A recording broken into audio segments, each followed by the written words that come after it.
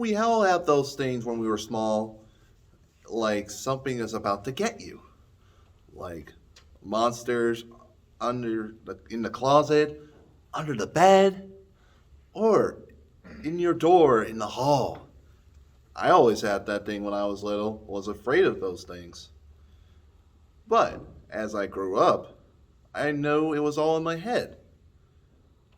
But there were a haunted house in cartoons and movies that would pop out and try to get you. But in real life, it was just make believe.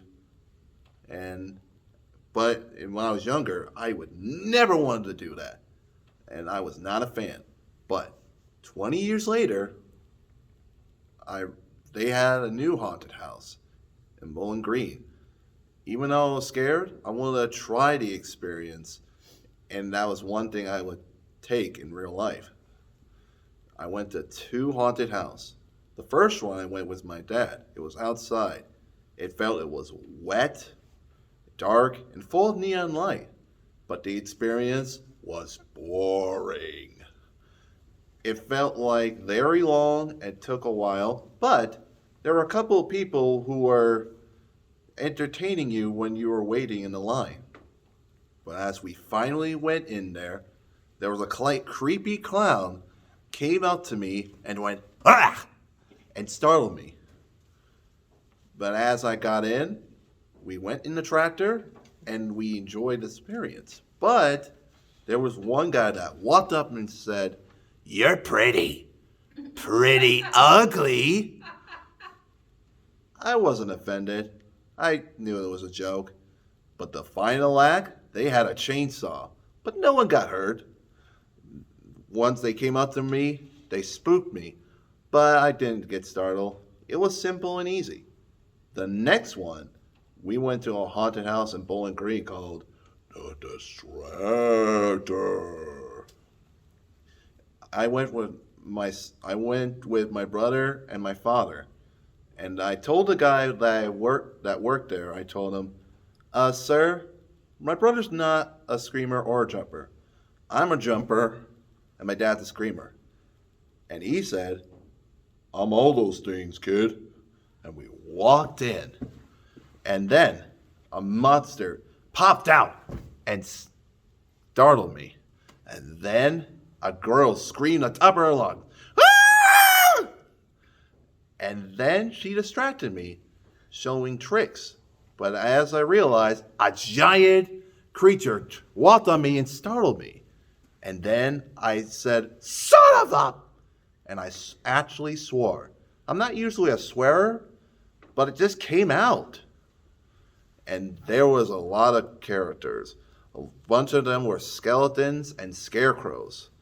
The next room I went was full of blinded room. Everything had carpets, and you couldn't see that you felt you were trapped. But every character I saw didn't quite scare me. I would say, "Hey, I like your costume." But the next room I went, there was another tall dude startled me. This time, I stand my ground and yelled, "Get back! Get back!" It was like a demon possessing me out of my body. And then, the next room, there was a young girl in a cage yelling, "Help! Help!" As a nice person, I would tell, "Don't worry, I will help you." And then the monster walked up at me, and then I said, "Never mind, kid, you're on your own." And then, the next room, there was a guy that came up to me and growled. "Ah!" And his breath stinked. And then he pointed me in the cage. I went in, I rolled in, and there were two other dudes in there. And then, the next room, there was a creepy clown looked at me and said, "Watch out for Lucy." And then I said, "Who's Lucy?"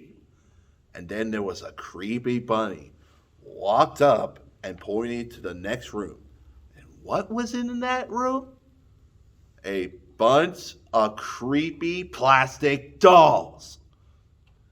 All of it were all plastic creepy dolls. I walked in and I had my earplugs and it was still giving me the heebie-jeebies. And then another tall creature that was a woman came up to me and gave a banshee scream. But her breath smelled kind of great. And she also said, "Watch out for Lucy." And then, yet again, I said, "Who's Lucy?"